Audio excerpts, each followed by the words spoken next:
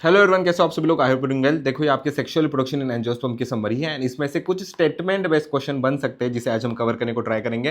तो अपने एनसीईआरटी में इसे हाईलाइट जरूर कर लेना। तो सबसे पहला आपका आता है atypical anther is the bilobe. हमें पता है उसके बीच में दो लोब होते हैं, डाइथिकस होता है और यहाँ पर एक वर्ड दिया है टेट्रास्पोरेंजिएट, क्योंकि हमें पता है जो स्पोरेंजियम होते हैं वो टोटल 4 होते हैं। तो बस उसका एक वर्ड दिया है जो कि क्वेश्चन में पूछा जा सकता है, इसमें कंफ्यूज मत होना। फिर बाद में अगर आप आगे देखोगे सेल्स ऑफ द स्पोरोजेनियस टिश्यू जो कि आपका आगे जाके मियोसिस करने वाले हैं, lying in the centre of the megasporangium. यहाँ पर याद रखना सेंटर ऑफ द मेगास्पोरेंजियम होता है जो कि आगे जाके मियोसिस करते हैं, जिसे हम कहते हैं माइक्रोस्पोरोजेनेसिस। इंपॉर्टेंट है। फिर बाद में यहाँ पर दिया है the exine is made up of the sporopollenin. हमें पता है कि ये क्या है, ये मोस्ट रेजिस्टेंट आपका सब्सटेंस है एंड इसके पास जर्म पोर्स होते हैं। ये वर्ड याद रखना एंड इसका हेल्प क्या होती है, इसका फंक्शन क्या होता है, आपको कमेंट के अंदर बताना है। फिर बाद में आपको थोड़ा सा स्टेटमेंट और दिया है, पोलन ग्रेन्स में हैव 2 सेल्स। हमें पता होता है कि 2 सेल्स होती है, वेजिटेटिव सेल या तो जनरेटिव सेल। एंड अगर 3 सेल रहेगा, अगर 3 सेल अगर आपका रहने वाला है पोलन ग्रेन, तो उसके बीच में वेजिटेटिव सेल होती है और उसी के साथ 2 मेल गैमेट्स होता है, क्योंकि आपका जो जनरेटिव सेल होता है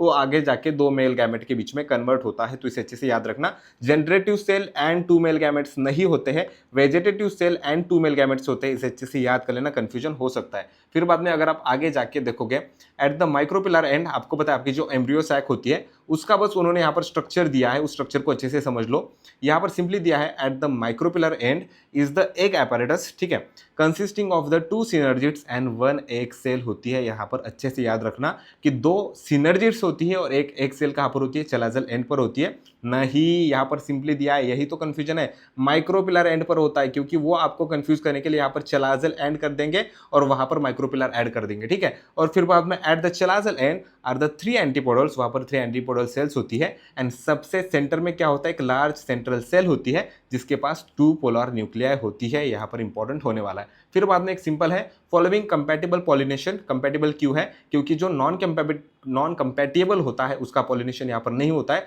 सिर्फ कंपैटिबल पॉलिनेशन होता है। तो पोलन ग्रेन जो होते हैं वो जर्मिनेट करते हैं on the stigma and resulting in the pollen tube growth through the style. यहाँ पर इंपॉर्टेंट है, through the style enter the ovules and finally discharge 2 male gametes into the, आपका क्या है, वन ऑफ द सिनर्जिड्स। तो sorry, यहाँ पर अच्छे से देख लेना, वन ऑफ द सिनर्जिड्स यहाँ पर इंपॉर्टेंट है और यहाँ पर मोस्ट सेकंड चीज इंपॉर्टेंट होने वाली है, ग्रोथ थ्रू द स्टाइल। ये दोनों चीजें स्टेटमेंट बेस्ड क्वेश्चन के बीच में पूछी जा सकती है। और फिर बाद में और एक है, formation of endosperm always precedes development of the embryo. तो यहाँ पर जो ऑलवेज है ना वो इंपॉर्टेंट है, क्योंकि ऑलवेज की वजह से स्टेटमेंट क्वेश्चन गलत हो सकता है।